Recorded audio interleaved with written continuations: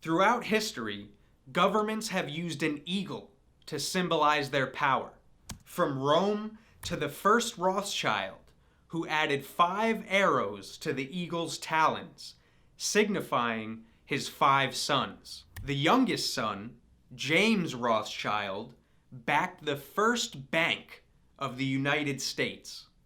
And to this day, the largest bank holding companies like J.P. Morgan maintain close relationships with the House of Rothschild. This started when a representative of the Rothschild banking dynasty embarked on a journey to a private island owned by J.P. Morgan. The purpose of this journey was to come to an agreement on the structure and operation of a banking cartel.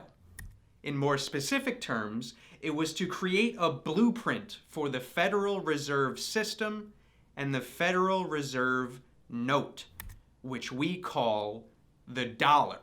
Now, of course, the dollar still shows an eagle holding arrows and flashing its balls behind his shield.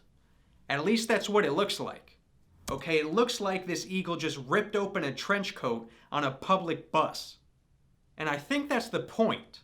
I think, ultimately, that is the essence of what the eagle symbolizes. The eagle is a predator. It's an aggressive, intimidating, powerful bird.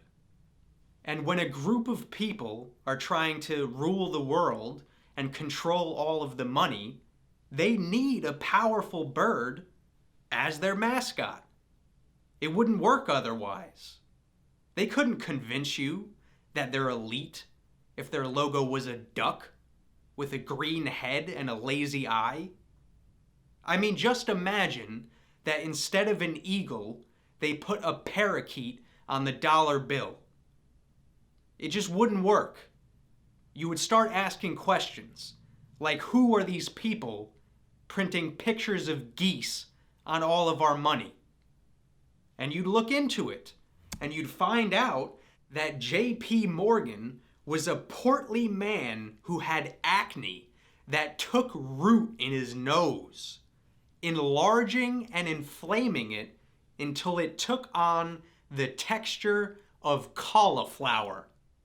Now, does that sound like the description of the most powerful private banker in America? Or does it sound like the description of some guy in the bleachers of a Green Bay Packers game who had 7 cans of Coors Light and half a pound of fried cheese curds? Plus, J.P. Morgan's closest confidants described conversations with him as just an abundance of grunts.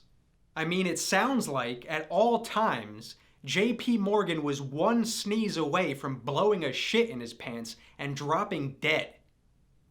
Okay? These people are slobs. They're not better than you. And they certainly don't have any power over you. You gotta wake up. Don't slap snooze.